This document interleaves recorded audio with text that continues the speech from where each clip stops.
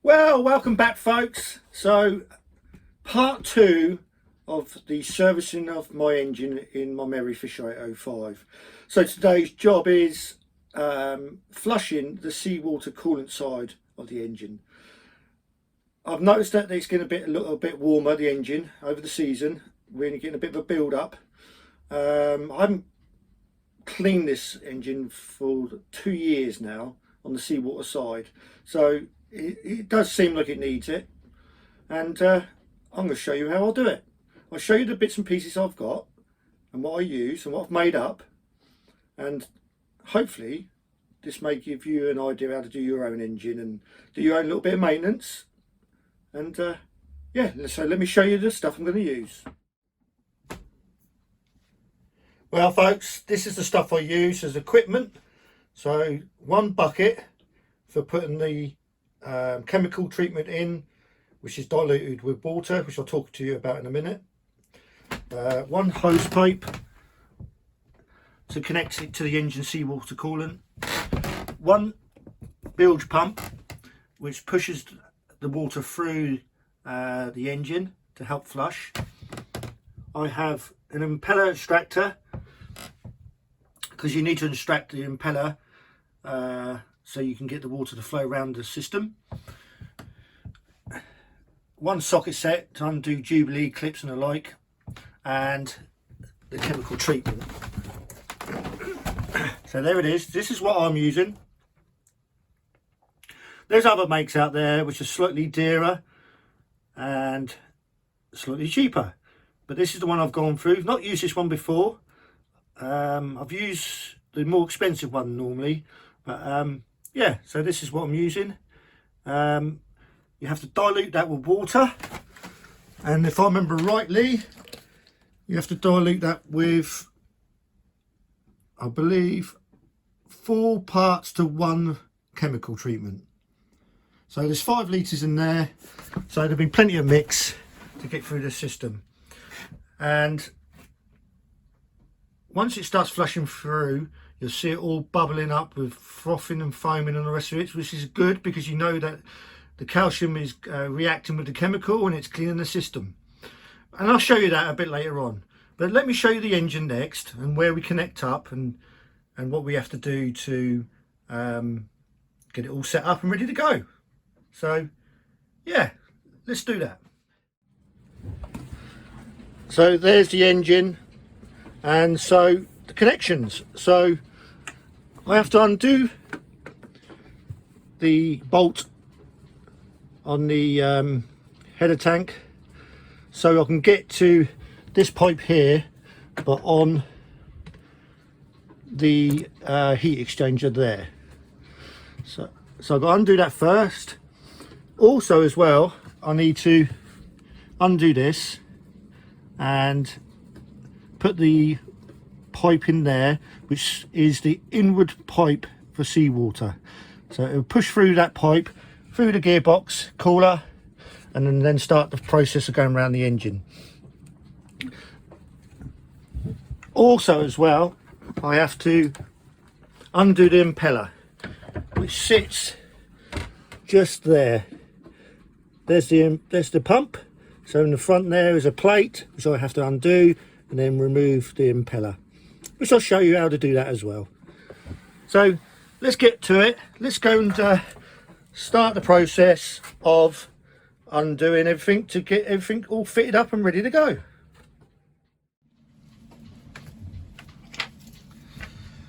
Well, as I said, I need to remove the header tank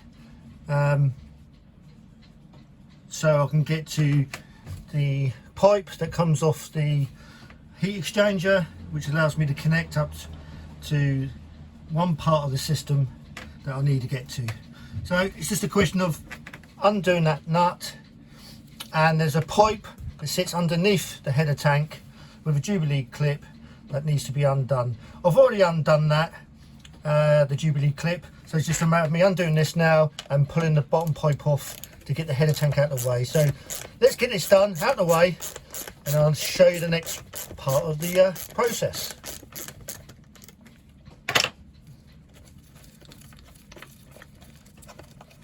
Make sure you take that collar as well with you, don't leave it behind. So yeah, it's a collar that sits on the actual bolt as well. As I said, there's a pipe just underneath. I'm just going to pull that off.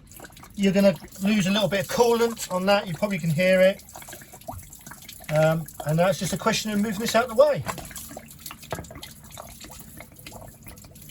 So you are going to need a pump to pump some of the water out that you get around. So there we are, move that out of the way, and you can see that you're now left with you can see the water coming out. I'm going to let that go because I'm changing it anyway, so I'm just going to let it all drain out.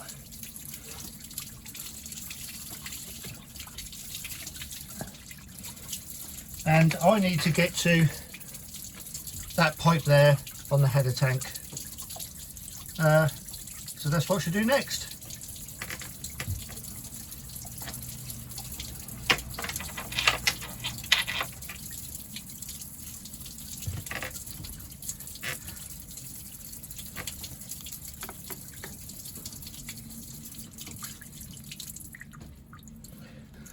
Right, so it should be a 7mm socket on the Jubilee clip.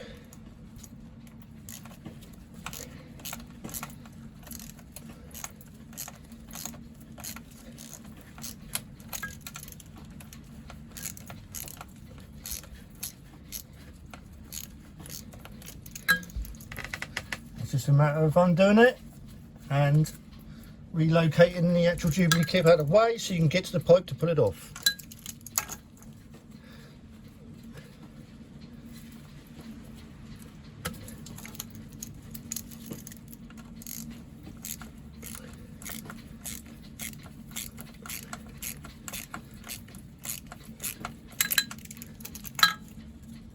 There we go.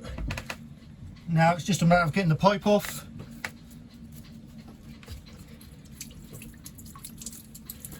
How easy it's going to be, who knows. Just might need a screwdriver to help prise it off.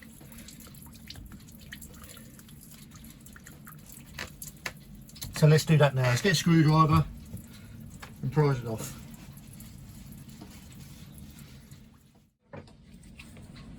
Right, I've got my prise bar. It's a bit of an overkill, this prise bar, because I can't find a small one, but all I'm going to do is just put it between the rubber pipe and the housing of the intercooler, and sorry, the heat exchanger, sorry, and just give it a little bit of a prise. And it's coming off, which is quite nice. The last time that came off was 2 years ago, so that's handy, nice and easy, and it's just a matter of wiggling it off, and there we go. Make sure you get the Jubilee clip off so you don't fall down into the bilge. Put that over there. So I've now got to connect a pipe to that is going to lead into the bucket of chemical. So let's go and get the pipe and fit it on. Well, the pipe is on, so I'm just going to put the Jubilee clip on and tighten that up. So we've got a nice secure fitting.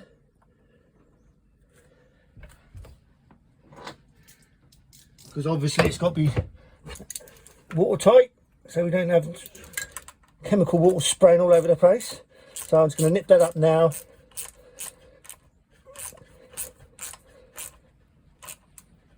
That's it, done.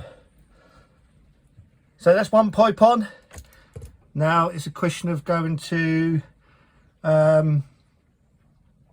the next one, which is going to be in the filter for the seawater, that's seawater filter I should say. I'm going to put the rubber hose in there because that's what it intakes. So I'll show you that next.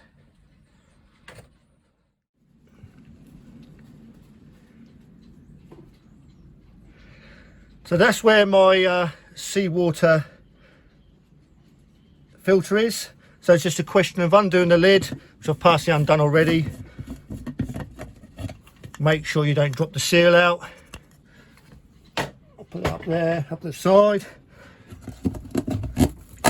There's the basket, which we get all the rubbish in. You can probably see in there, I've got a little bit in there. A few bits of weed and barnacles and all sorts of lovely bits. So I should clean that out a bit later on. And right down in there is the intake hose.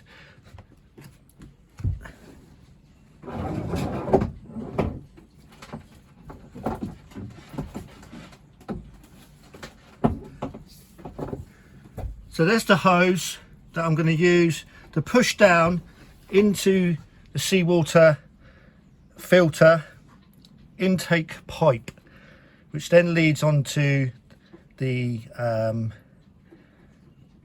gearbox oil cooler, and then goes around the system. So it's just a matter of locating it and pushing it down, which can be a bit difficult because of the bulkhead, but no, we got it. It's going down. We're well down there now. So that's our 2 pipes fitted now. So all that's left to do now is to take off the water impeller so that it allows all the water to flow around the system.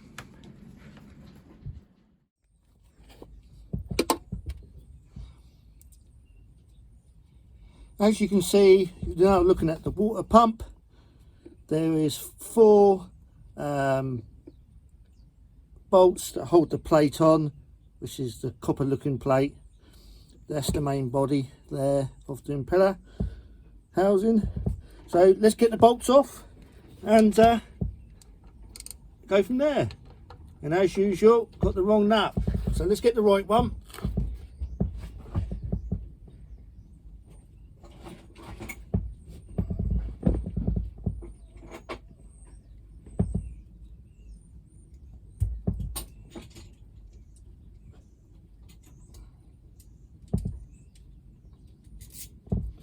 Okay, hopefully got the right one now.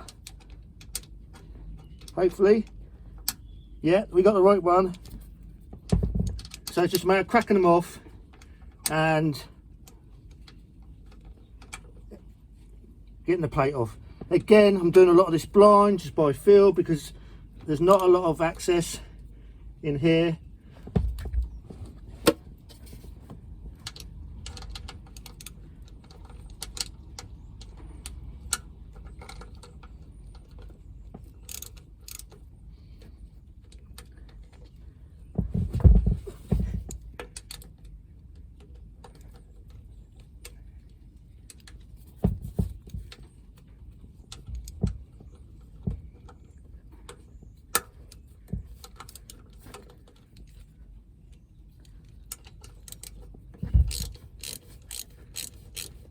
And the screws are very small, so really careful with them, because you don't want to drop them in the bilge, especially in a Merry Fisher 805 with a Volvo TAMD in. You'll have a right nightmare finding them, because it's all engine in this engine bay.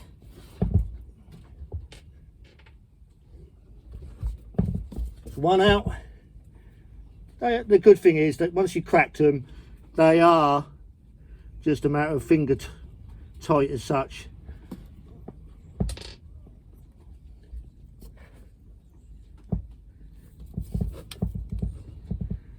No, looks like I've got to get the ratchet on it again. Not quite loosened off.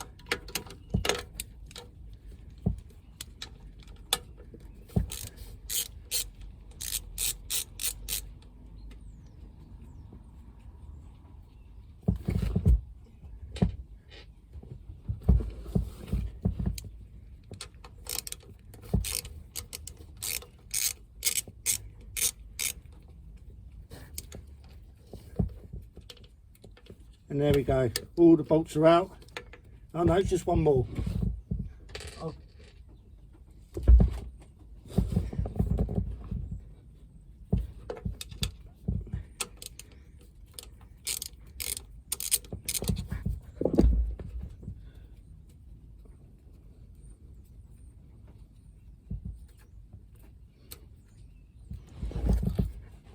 when I said 4 bolts, I actually meant 6.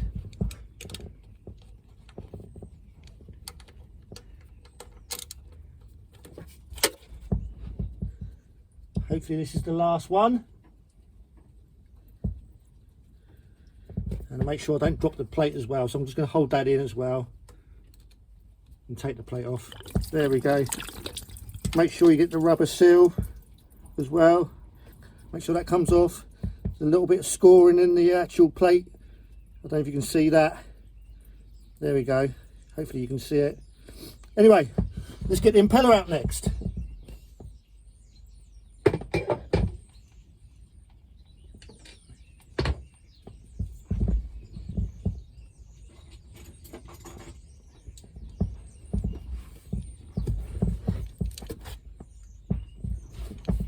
So there's the impeller tool.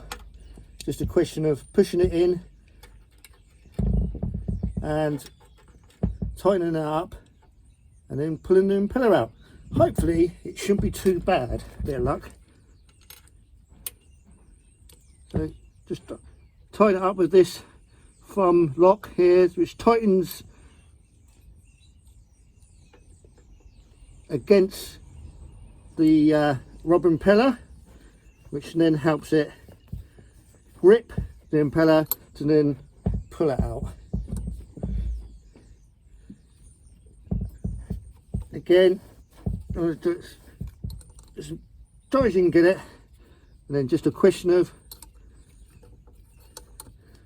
pulling it out. Sometimes it will come just pull out, and sometimes you have to wind out with the actual thread screw here, like that. Which I'm doing now, just a matter of tying it up.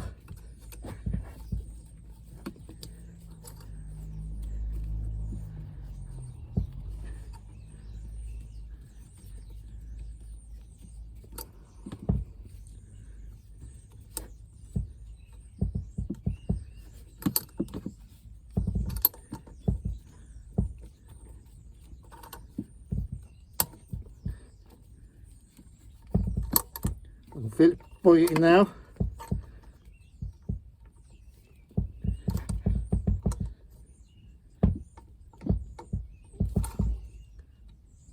Yeah, it's coming out. It's coming out. I'll give it a good greasing on the splines the last time I put the impeller out, so hopefully this will make it come out easier. Just going to see if I can get it out. Boy, a bit of wiggling. Yeah, it's getting there now. There we go. It's out. I don't know if you can see the gripness. It gripped it there and grips it there. There we go. Impeller is out. So it's just a question of putting the plate back on to create the water circuit seal. So let's do that next.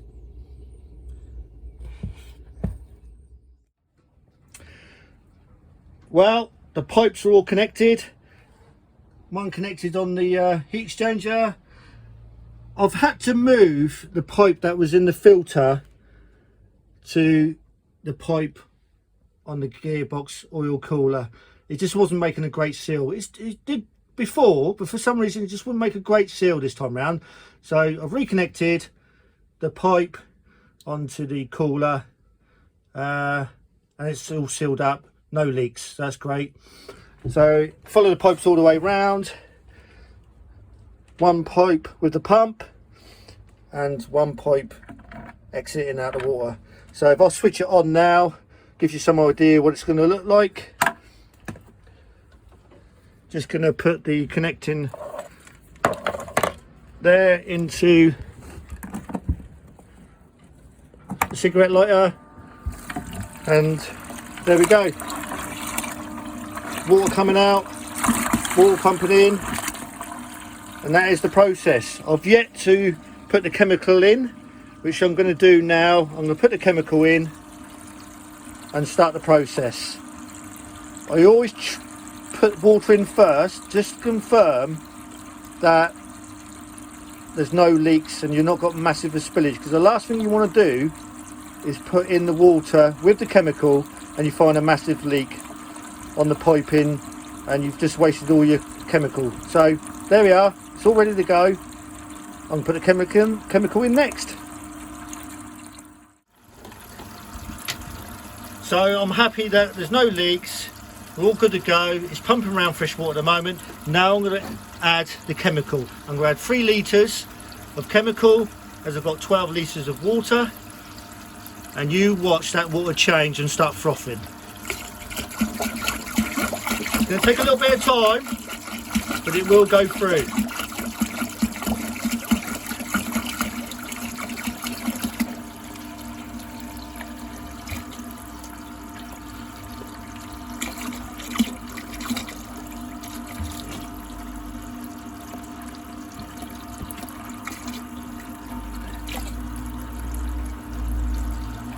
Now it's going to do its magic.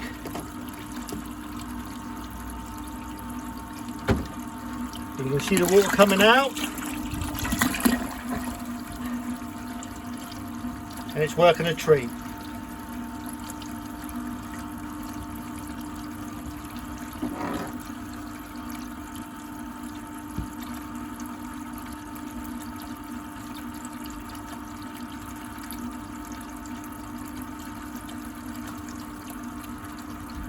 I don't know if you can see the colour change already.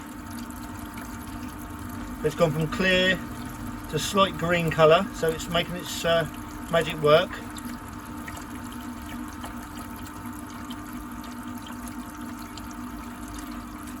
So that's it now. We're just going to leave it for several hours to do its thing.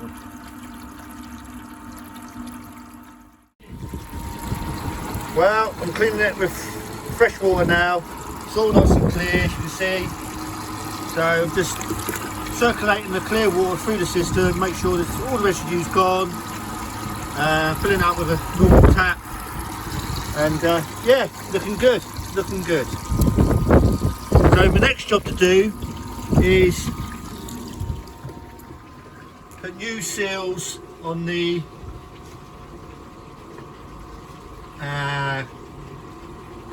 heat exchanger cap before I connect all the pipes up and put the system all back together. So let's do that next.